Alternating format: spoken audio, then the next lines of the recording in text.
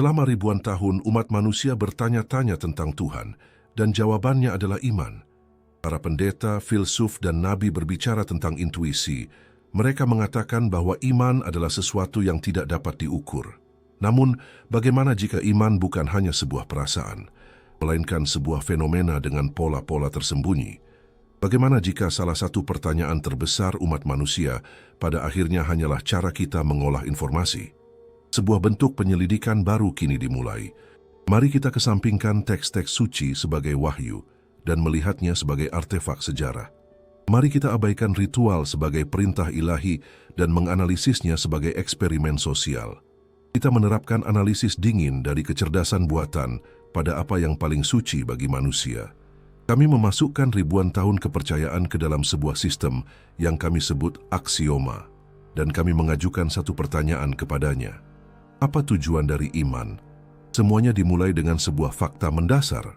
Kepercayaan pada hal supranatural adalah sebuah konstanta universal dari spesies kita.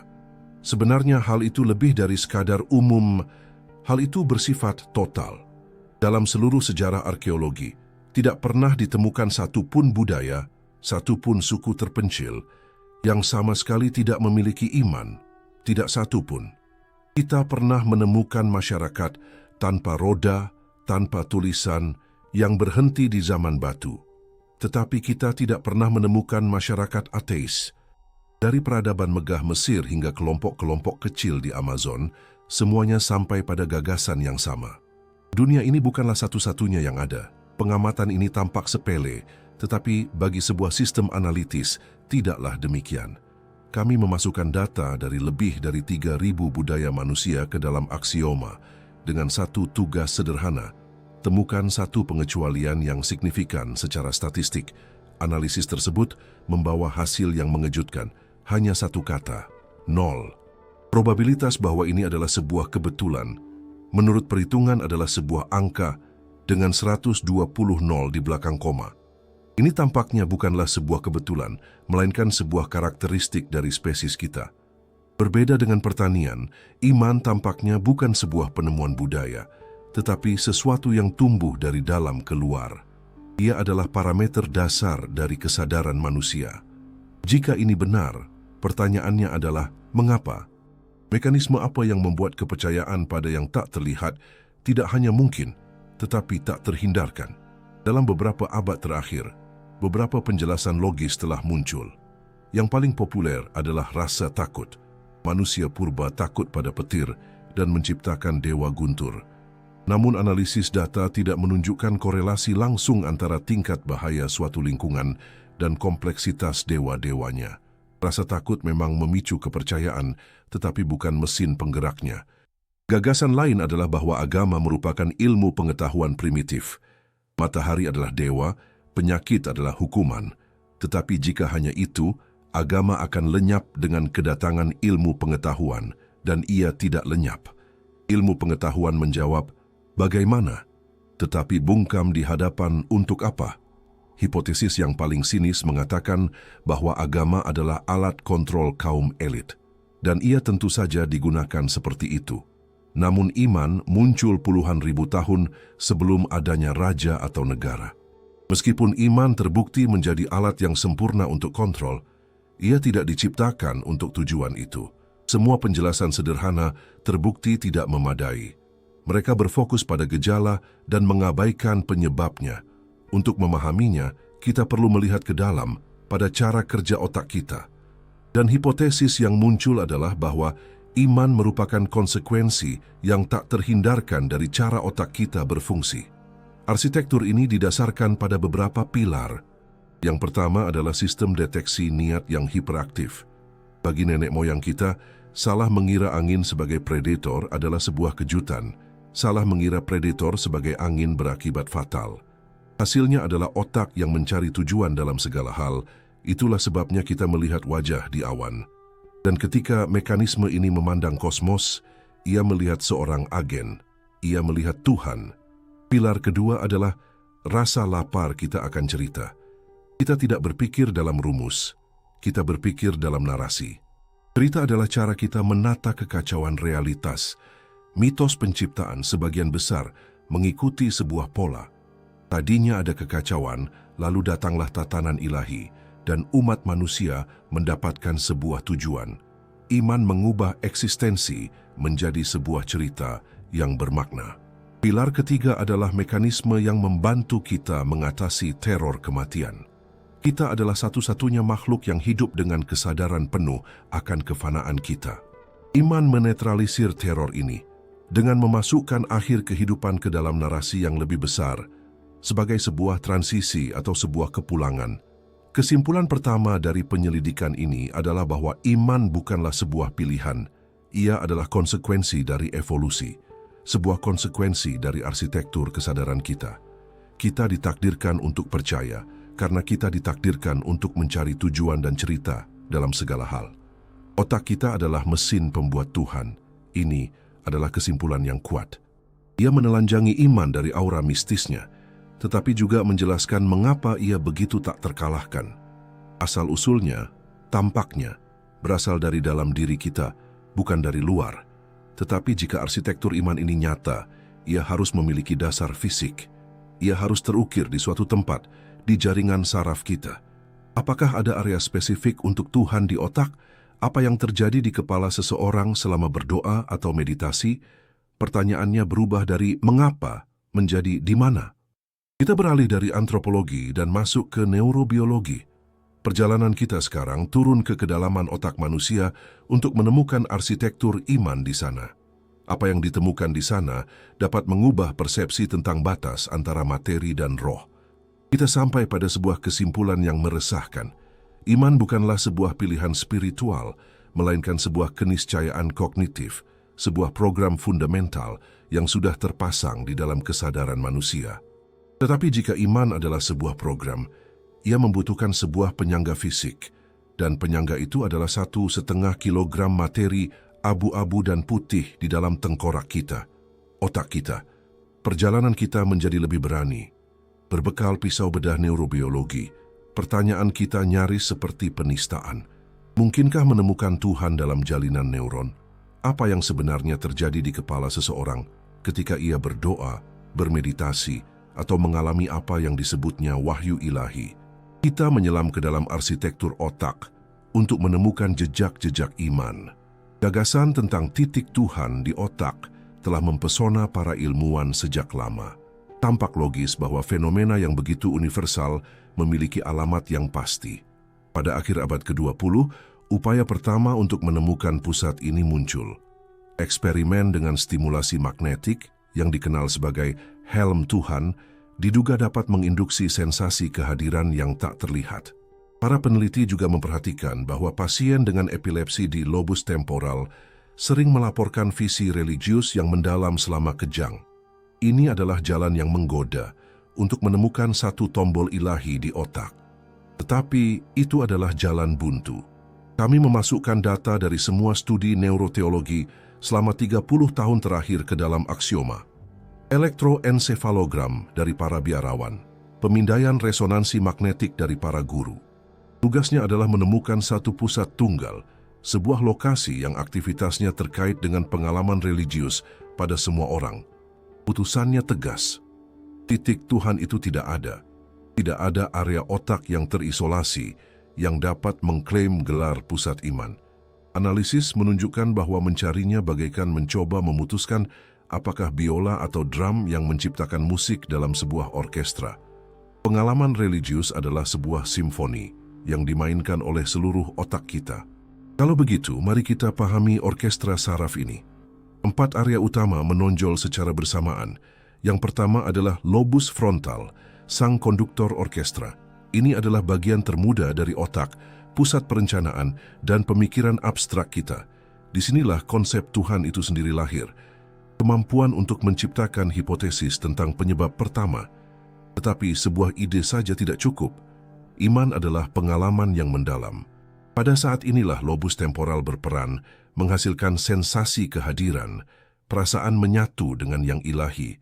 Mereka menciptakan intuisi bahwa kita tidak sendirian di alam semesta. Musisi kunci ketiga adalah lobus parietal. Mereka menentukan batas-batas diri kita, perbatasan antara aku dan bukan aku. Selama meditasi atau doa yang mendalam, aktivitas di area ini menurun secara drastis. Dan ketika sistem yang menentukan batasan itu diam, batasan itu mulai larut. Orang tersebut merasakan peleburan dengan dunia. Itulah perasaan samudra yang dibicarakan oleh para mistikus, sebuah peristiwa neurofisiologis yang nyata. Terakhir, sistem limbik, bagian tertua dari otak, mewarnai segalanya dengan emosi kekaguman, cinta, dan harapan, mengubah sebuah konsep dingin menjadi iman yang hidup. Alih-alih satu titik Tuhan, analisis mengungkapkan sesuatu yang jauh lebih elegan, sebuah sirkuit saraf iman. Tetapi arsitektur membutuhkan komunikasi. Dan iman memiliki biokimia khususnya sendiri. Zat kimia pertama adalah dopamin, neurotransmitter penghargaan. Merasa doa Anda didengar? Pelepasan dopamin. Ini mengubah iman menjadi siklus yang memperkuat dirinya sendiri. Yang kedua adalah serotonin, neurotransmitter kesejahteraan dan ketenangan. Praktik seperti meditasi merangsang produksinya, menciptakan perasaan damai. Yang ketiga adalah oksitosin, hormon kepercayaan dan ikatan sosial. Ritual kelompok adalah stimulan oksitosin yang kuat. Itulah perekat yang menyatukan komunitas-komunitas religius. Inilah kimia iman, motivasi, kedamaian, dan persatuan. Ini membawa kita pada sebuah pertanyaan yang keluar dari laboratorium dan masuk ke dalam filsafat. Jika kita bisa menjelaskan pengalaman religius dengan neuron dan hormon, apakah itu merendahkannya? Jika perasaan kehadiran ilahi adalah sebuah pola otak, apakah itu berarti itu adalah ilusi? Jawabannya paradoksal. Penjelasan mekanisme tersebut ada bersamaan dengan realitas pengalaman itu sendiri. Kita bisa menjelaskan biokimia cinta, tetapi apakah itu membuatnya kurang nyata bagi orang yang merasakannya? Membongkar dasar-dasar iman tidak membuktikan maupun menyangkal keberadaan Tuhan. Itu hanya membuktikan bahwa otak manusia adalah penerima yang disetel dengan sempurna untuk pengalaman-pengalaman ini. Tetapi penemuan ini menimbulkan pertanyaan yang lebih dalam. Mengapa? Mengapa evolusi membangun mekanisme yang begitu kompleks dan boros energi? Alam adalah seorang insinyur yang ekonomis. Jika sirkuit iman itu ada, itu karena ia memberi nenek moyang kita keuntungan yang luar biasa dalam perjuangan untuk hidup. Apa tepatnya bagaimana kepercayaan pada roh tak kasat mata membantu primata yang rapuh untuk bertahan hidup? Kita telah menemukan arsitektur otak. Sekarang kita perlu memahami rencana sang arsitek, seorang arsitek buta dan tanpa ampun yang disebut seleksi alam. Langkah selanjutnya membawa kita kembali ke fajar kemanusiaan untuk memahami bagaimana iman menjadi kebutuhan evolusioner terbesar kita. Kita telah melihat bahwa otak kita adalah mesin untuk percaya dengan sirkuit saraf dan biokimia yang menjadikan kita penerima yang sempurna untuk pengalaman religius. Ini meninggalkan kita dengan sebuah pertanyaan, mengapa? Alam adalah insinyur paling pragmatis di alam semesta. Jika ia membangun mekanisme yang begitu kompleks di dalam diri kita, itu karena ia menawarkan keuntungan yang luar biasa. Tapi apa? Bagaimana kepercayaan pada roh tak kasat mata membantu primata yang rapuh untuk bertahan hidup? Untuk menjawabnya, kita perlu melakukan perjalanan ke sabana Afrika, tempat umat manusia menghadapi dilema terbesarnya. Kutukan kesadaran individu. Hewan bertindak berdasarkan naluri. Seekor lebah tidak bisa menolak bekerja untuk sarangnya, tetapi manusia berbeda. Dengan kesadaran diri, nenek moyang kita bisa mengajukan pertanyaan yang mematikan bagi kelompok seperti, apa untungnya bagiku? Mengapa mempertaruhkan nyawaku dalam perburuan jika aku bisa menunggu di gua? Mengapa membagi makananku? Inilah masalah si pemanfaat. Dalam kelompok manapun, ada godaan untuk menerima manfaat tanpa berkontribusi. Jika banyak yang melakukan ini, kelompok itu akan runtuh. Kepercayaan menghilang dan kerjasama berakhir. Selama ribuan tahun, masalah ini diatasi oleh ukuran. Dalam kelompok kecil hingga 150 orang, semua orang saling kenal. Kecurangan apapun menjadi rahasia umum. Reputasi dan gosip adalah alat kontrolnya. Tetapi apa yang terjadi ketika kelompok itu tumbuh seiring dengan pertanian? Desa-desa menjadi kota dengan ribuan orang asing. Pengamatan langsung tidak lagi berfungsi. godaan untuk menjadi seorang pemanfaat berlipat ganda. Bagaimana memaksa ribuan orang egois untuk saling percaya? Pada titik inilah evolusi membuat pertaruhan paling jeniusnya. Gagasan tentang Tuhan yang Maha Melihat. Kepercayaan bahwa tindakan Anda diawasi tidak hanya oleh suku, tetapi oleh kekuatan supranatural, mengubah segalanya. Kekuatan ini melihat Anda selalu, dan ia tidak hanya mengamati, ia menghakimi. Sebuah simulasi dijalankan, menciptakan masyarakat virtual di ambang kehancuran. Setengahnya hanya memiliki kontrol sosial, setengah lainnya kepercayaan pada pengamat yang tak terlihat dan menghukum. Hasilnya mengesankan. Kelompok-kelompok tanpa iman hancur saat mereka tumbuh, tetapi kelompok-kelompok dengan iman pada pengawasan supranatural menunjukkan vitalitas yang menakjubkan dengan tingkat kerja sama yang jauh lebih tinggi.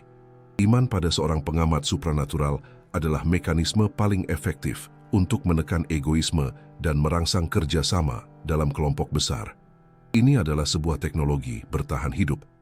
Ia juga menjadi dasar bagi penemuan lain, moralitas objektif.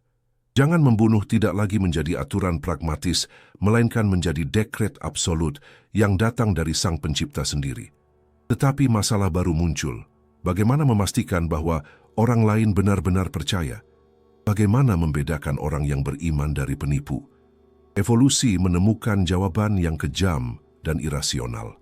Ritual. Lebih spesifik lagi, ritual yang mahal, puasa yang panjang, ritus inisiasi yang menyakitkan, ziarah. Dari sudut pandang logis ini adalah pemborosan. Tetapi dari sudut pandang teori permainan, ini adalah mekanisme jenius yang dikenal sebagai teori sinyal mahal. Idenya sederhana. Agar sinyal komitmen itu jujur, ia harus mahal. Seorang pembohong bisa mengatakan bahwa ia percaya, tetapi apakah ia bersedia kelaparan atau menyumbangkan hartanya yang paling berharga? Mungkin tidak. Harganya terlalu tinggi, tetapi orang yang benar-benar beriman akan melakukannya. Dengan demikian, ritual yang tampak irasional memenuhi fungsi vital. Mereka memisahkan anggota yang dapat dipercaya dari calon pengkhianat, dan, sekali lagi, data mengonfirmasikannya. Sebuah analisis terhadap komunitas-komunitas religius sepanjang sejarah mengungkapkan sebuah korelasi yang mengejutkan. Semakin banyak pengorbanan yang dituntut sebuah kelompok dari anggotanya, semakin lama ia bertahan dan semakin kuat kohesinya. Yang paling menuntut bertahan dan berkembang. Gambaran mulai menjadi lebih jelas. Oleh karena itu, iman melampaui keunikan otak semata untuk menjadi mekanisme evolusioner yang memungkinkan spesies kita menyelesaikan masalah kerja sama dalam skala besar. Ia memberi kita seorang pengawas tak terlihat, moralitas absolut, dan ritual untuk menguji kesetiaan. Inilah dasar dari kelangsungan hidup sosial. Kita memahami untuk apa iman itu. Tetapi sekarang muncul pertanyaan baru. Kita berbicara tentang ritual sebagai mekanisme pengujian, tetapi fungsinya jauh lebih luas. Bagaimana iman, sebuah perasaan pribadi, berubah menjadi agama yang terorganisir dengan kuil, pendeta, dan dogma? Bagaimana unsur-unsur ini menjadi teknologi rekayasa sosial yang sesungguhnya?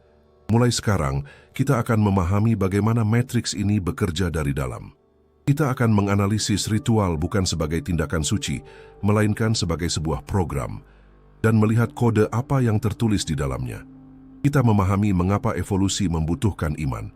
Ia terbukti menjadi solusi untuk masalah kerja sama dalam skala besar, alat paling kuat untuk menyatukan individu-individu egois. Iman adalah api spontan yang dinyalakan di kedalaman kesadaran kita. Tetapi api dalam bentuk murninya bersifat kacau. Agar menjadi berguna, ia perlu dikendalikan, ditampung dalam sebuah mesin, dan mesin itu adalah agama. Sekarang, kita berhenti melihat fenomena ini untuk membongkar mekanismenya bagian demi bagian. Kita akan membongkar konstruksi yang mengubah perasaan iman menjadi institusi sosial yang kuat. Iman adalah sistem dasar. Agama adalah seperangkat program yang berjalan pada sistem itu. Dan perangkat ini memiliki 3 modul utama: ritual, mitos, dan dogma. Ini bukan hanya upacara dan dongeng kuno. Ini adalah alat rekayasa sosial yang presisi, yang dirancang untuk menyatukan kesadaran dan mengelola perilaku jutaan orang. Mari kita mulai dengan ritual. Kita membicarakannya sebagai cara untuk menguji kesetiaan, tetapi kekuatan sejatinya terletak pada neurofisiologi. Bayangkan sebuah suku kuno berkumpul di malam hari di sekitar api unggun, menabuh jenderang dalam satu irama, bergerak serempak. Yang terjadi adalah keajaiban sinkronisasi. Otak-otak individu mulai beroperasi serempak. Data dari elektroensefalogram menunjukkan bahwa gelombang otak para peserta dalam ritual kolektif menjadi sinkron. Mereka secara harfiah berpikir pada frekuensi yang sama. Fenomena ini menghapus batas-batas diri. Orang tersebut menjadi bagian dari organisme yang lebih besar. Kekuatan ritual tidak terletak di pikiran, tetapi pada cara ia memprogram ulang tubuh. Fungsi kedua dari ritual adalah perekaman memori. Sebelum adanya tulisan, bagaimana cara menularkan hukum atau sejarah suku? Transmisi lisan tidak dapat diandalkan. Ritual menjadi perpustakaan hidup di mana informasi dikodekan dalam tindakan.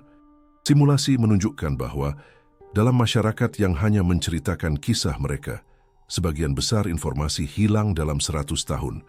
Di kelompok yang menambatkan informasi dalam ritual tahunan, sebagian besar data berhasil dipertahankan. Akhirnya, ritual adalah sebuah teknologi untuk mengelola kecemasan. Hidup ini penuh dengan kekacauan. Ritual menawarkan sebuah naskah siap pakai untuk momen-momen seperti kelahiran dan kematian. Ia menciptakan sebuah pulau keteraturan di tengah kekacauan.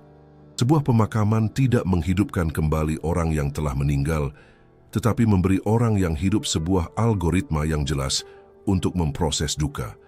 Tetapi ritual saja tidak cukup. Mereka menyatukan orang, tetapi tidak memberikan makna. Pada titik inilah modul kedua mitos berperan.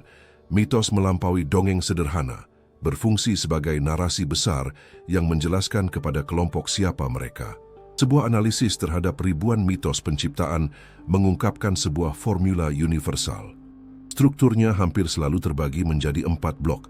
Yang pertama adalah asal-usul ilahi. Kita adalah keturunan matahari. Kedua, perjanjian atau ujian.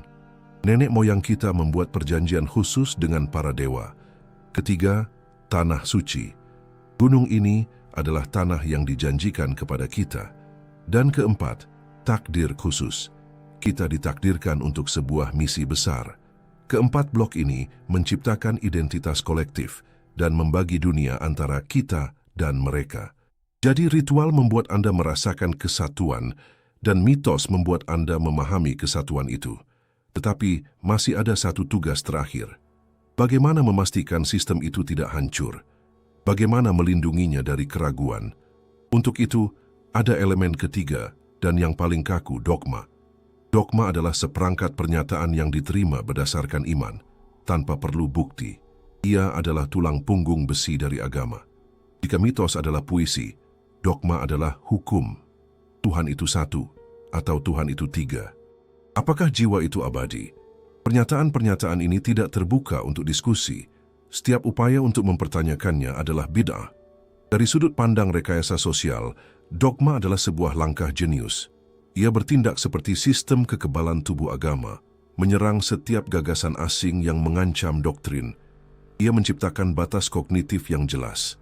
Jika Anda menerima dogma-dogma itu, Anda bersama kami. Jika tidak, Anda adalah musuh. Ritual, mitos, dan dogma. Bersama-sama mereka membentuk sebuah matriks yang mampu membentuk dan mengendalikan kesadaran jutaan orang. Kita telah membongkar mekanisme ini. Kita telah melihat bagaimana ia menyelesaikan masalah-masalah organisasi sosial. Inilah teknologi yang memungkinkan spesies kita beralih dari suku-suku kecil menjadi peradaban global. Tetapi setiap teknologi yang kuat memiliki sisi gelap. Dan mekanisme ini yang diciptakan untuk menyatukan ternyata menjadi senjata perpecahan paling mengerikan dalam sejarah yang menghasilkan kebencian terhadap orang lain. Perjalanan ini sekarang membawa kita ke bayangan itu. Kita akan menganalisis potensi destruktif iman dan melihat bagaimana gagasan paling cemerlang tentang Tuhan melahirkan halaman-halaman paling kelam dalam sejarah manusia. Hingga saat ini, kita mengagumi ciptaan itu. Kita melihat iman sebagai mekanisme evolusioner dan agama sebagai teknologi rekayasa sosial. Kita melihat bagaimana ritual, mitos, dan dogma dapat mengubah kerumunan menjadi bangsa yang kohesif. Tapi sekarang, lampu padam. Kita akan melihat sisi lain dari berlian yang berkilau ini ke jantungnya yang gelap. Karena setiap kekuatan memiliki harga. Dan harga untuk kohesi yang ditawarkan agama adalah darah. Sebagian besar darah yang tertumpah dalam sejarah adalah atas nama Tuhan. Inilah paradoks paling mengerikan dari peradaban kita. Bagaimana gagasan paling cemerlang yang pernah dihasilkan oleh pikiran manusia menjadi pembenaran untuk kekejaman paling mengerikan. Kita sering menganggap perang agama sebagai penyimpangan dari jalan yang benar. Tetapi bagaimana jika kekejaman adalah karakteristik yang melekat pada sistem itu? Kami memasukkan data dari semua konflik bersenjata selama 5.000 tahun terakhir ke dalam aksioma. Tugasnya adalah mengidentifikasi katalis utama kekerasan. Hasilnya jelas. Motivasi agama selama sebagian besar sejarah adalah akselerator paling kuat untuk kekerasan massal, bahkan melampaui kehausan akan kekuasaan. Untuk memahami mengapa, kita harus kembali ke esensi matriks agama. Fungsinya adalah untuk menciptakan identitas kelompok yang solid. Ia menarik garis antara kita dan mereka. Kita adalah yang terpilih, mereka adalah yang lain. Dan semakin terang cahaya di dalam kelompok kita, semakin gelap bayangan di luar sana. Sebuah analisis menunjukkan korelasi yang menakutkan. Semakin sebuah agama menekankan eksklusivitasnya sendiri, semakin besar kemungkinan historis bahwa para pengikutnya akan menggunakan kekerasan terhadap mereka yang menolaknya. Alasannya bukan terletak pada watak orang-orang beragama, tetapi pada logika iman eksklusif itu sendiri yang mengubah ketidaksepakatan menjadi ancaman eksistensial. Jika hanya ada satu jalan menuju keselamatan, agama lain manapun adalah kejahatan aktif yang perlu dimusnahkan. Begitulah ide tentang mandat ilahi lahir. Ketika seorang raja menyatakan perang demi wilayah, ia mungkin menghadapi perlawanan. Tetapi ketika nama Tuhan ada di bendera, keraguan lenyap. Perang menjadi tugas suci. Membunuh musuh bukan lagi dosa. Itu adalah tindakan yang menyenangkan Tuhan. Musuh tidak lagi dianggap manusia. Ia bukan lagi seseorang, ia adalah seorang kafir, seorang bid'ah. Dengan membunuhnya, Anda melayani keadilan yang lebih tinggi. Pengkodean ulang ini menghilangkan rem moral. Pikirkan tentang Perang Salib Pertama. Paus Urbanus II tidak berbicara tentang geopolitik. Ia berbicara tentang menyelamatkan makam Kristus dan menjanjikan pengampunan dosa. Hasilnya adalah sungai darah. Tetapi bayangan dogma juga jatuh ke dalam. Musuh internal, si bid'ah, bahkan lebih berbahaya. Ia mengancam jiwa komunitas, mempertanyakan dogma yang merupakan tulang punggung kelompok. Ia adalah virus dalam sistem, dan sistem kekebalan tubuh agama bereaksi dengan kekejaman yang tidak manusiawi. Begitulah inkuisisi lahir.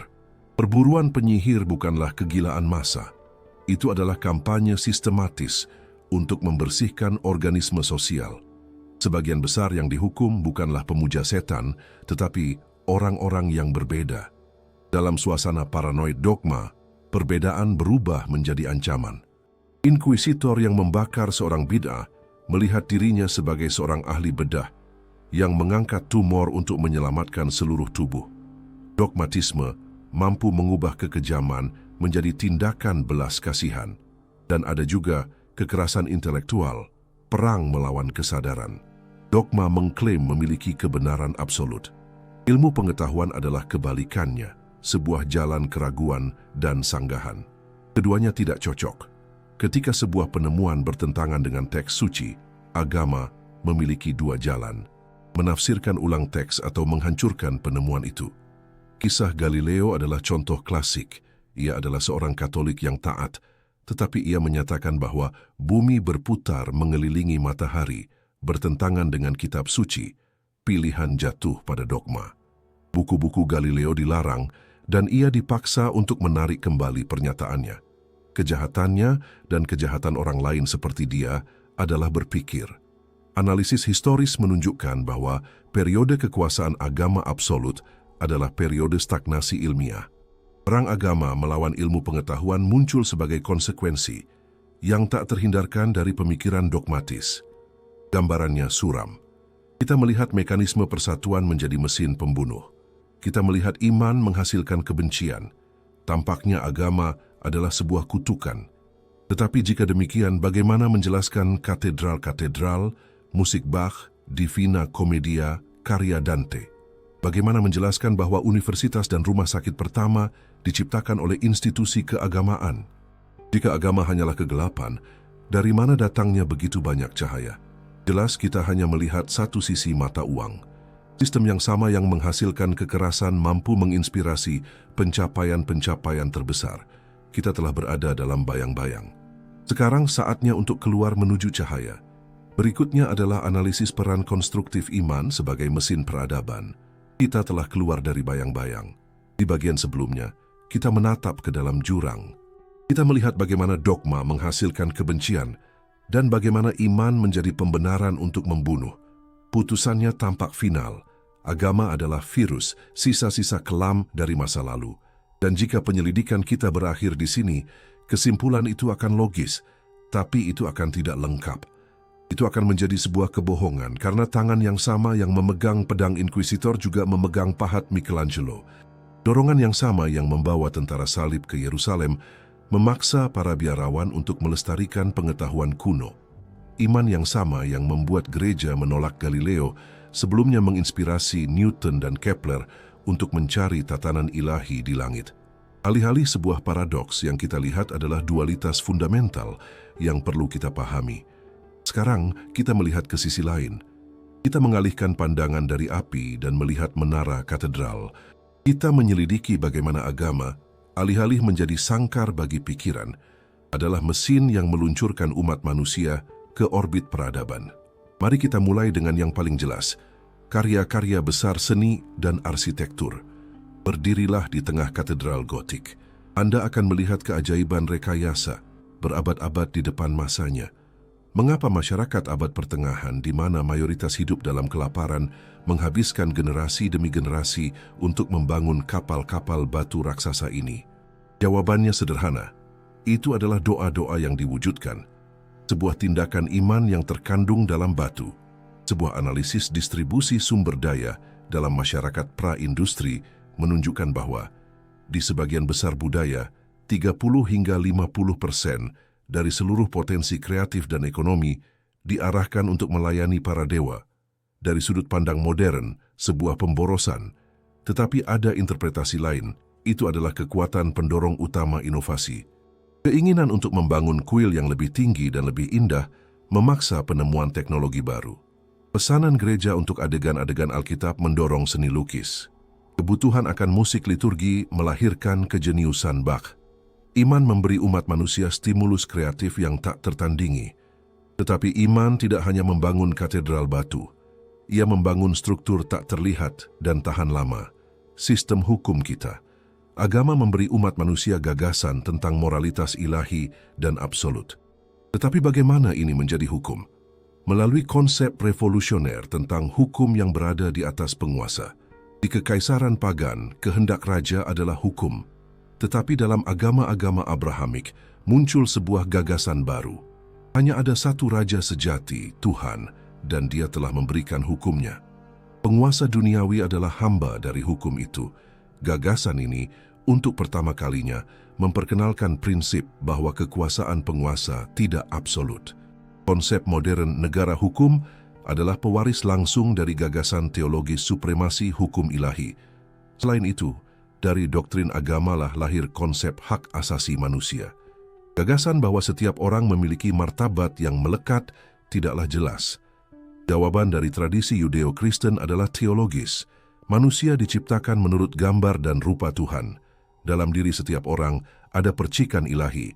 Menyerang nyawa atau martabatnya adalah penistaan. Pada titik inilah paradoks menjadi hampir tak tertahankan. Hubungan iman dengan ilmu pengetahuan. Di bagian sebelumnya kita melihat bagaimana dogma membakar para ilmuwan. Yang sedikit disadari adalah bahwa ilmu pengetahuan adalah anak dari agama. Seorang anak pemberontak, tetapi tetap saja anak. Premis fundamental ilmu pengetahuan adalah bahwa alam semesta teratur, rasional, dan memiliki hukum yang dapat ditemukan. Tetapi mengapa kita percaya ini? Mengapa bukan kekacauan peristiwa acak? Monoteisme menawarkan kerangka yang berbeda. Jika alam semesta diciptakan oleh satu pencipta yang bijaksana, ia tidak mungkin kacau. Ia harus menjadi ciptaan yang teratur dan logis. Alam semesta adalah sebuah buku yang ditulis oleh Tuhan dalam bahasa matematika, seperti yang dikatakan Galileo. Analisis tulisan-tulisan para bapak revolusi ilmiah seperti Kopernikus, Kepler, dan Newton menghancurkan mitos perang antara ilmu pengetahuan dan agama. Sebagian besar adalah orang-orang yang sangat religius. Pekerjaan ilmiah mereka adalah bentuk doa. Kepler menulis bahwa ia hanya memikirkan kembali pikiran-pikiran Tuhan. Iman memberi mereka kepastian bahwa di balik kekacauan yang tampak, ada harmoni ilahi yang harus ditemukan. Jadi, kita melihat sisi lain dari mata uang. Iman sebagai sumber inspirasi untuk seni. Iman sebagai fondasi untuk hukum. Iman sebagai tempat lahir filosofis ilmu pengetahuan. Fenomena yang sama yang menjerumuskan dunia ke dalam perang, pada saat yang sama adalah mesin penciptaan yang paling kuat. Dan sekarang paradoks mencapai puncaknya. Kita memiliki dua laporan. Satu menggambarkan agama sebagai sumber kekerasan, yang lain sebagai sumber kemajuan. Bagaimana ini mungkin? Bagaimana fenomena yang sama bisa menjadi racun dan obat? Kita tiba pada saat di mana sang anak, ilmu pengetahuan, tumbuh dan menantang sang ibu. Apa yang terjadi ketika kedua kekuatan ini bertabrakan? Kita akan menyaksikan duel intelektual terbesar dalam sejarah. Kita memasuki era konfrontasi dengan akal budi. Kita berada di medan pertempuran terbesar dalam sejarah gagasan. Di belakang kita, ribuan tahun di mana iman adalah udara yang dihirup oleh peradaban. Ia mendefinisikan seni, membentuk hukum, menginspirasi ilmu pengetahuan, dan membenarkan kekerasan. Itu adalah sistem total, di mana tidak ada ruang untuk keraguan. Tetapi mulai dari abad ke-17 semuanya berubah. Seorang pemain baru yang berani dan sangat kuat memasuki panggung. Namanya akal budi. Sang anak yang lahir di rahim teologi, tumbuh dan menantang sang ibu. Revolusi ilmiah yang dimulai oleh orang-orang yang sangat religius, memicu reaksi berantai yang selamanya mengubah hubungan umat manusia dengan Tuhan. Tabrakan inilah yang perlu kita pahami. Pukulan pertama terhadap monopoli iman tidak datang dari para filsuf, tetapi dari para astronom. Kopernikus, Kepler, dan Galileo tanpa sengaja menyingkirkan batu pertama dari fondasi dunia lama. Penemuan mereka menunjukkan bahwa bumi bukanlah pusat alam semesta, tetapi hanya planet lain yang berputar mengelilingi matahari. Ini adalah ledakan teologis. Jika bumi bukan pusatnya, mungkin manusia bukanlah mahkota ciptaan. Jika teks suci bisa salah tentang kosmos, apakah mereka bisa dipercaya dalam hal lain? Kemudian datanglah Newton. Ia menunjukkan bahwa pergerakan planet dan jatuhnya apel mematuhi hukum gravitasi universal yang sama. Untuk pertama kalinya, apa yang dilihat sebagai kehendak ilahi dijelaskan tanpa kekuatan supranatural. Tuhan belum diusir dari alam semesta, tetapi perannya mulai berubah. Dari penguasa aktif, ia menjadi pembuat jam hebat yang menciptakan mekanisme, memutarnya, dan tidak lagi ikut campur. Tetapi pukulan paling dahsyat datang dari seorang naturalis Inggris pada abad ke-19. Charles Darwin dan teorinya tentang evolusi melalui seleksi alam. Jika penemuan-penemuan sebelumnya mendorong Tuhan ke pinggiran kosmos, Darwin menantang ciptaan utamanya, kehidupan itu sendiri. Ia menunjukkan bahwa kompleksitas luar biasa dari makhluk hidup, termasuk manusia, bisa saja muncul bukan dari rencana ilahi, tetapi dari proses yang panjang, buta, dan kejam. Manusia bukanlah mahkota ciptaan. Ia adalah primata yang termodifikasi, kerabat jauh kira produk dari kecelakaan kosmik. Tampaknya pertempuran telah dimenangkan, akal budi telah memojokkan iman.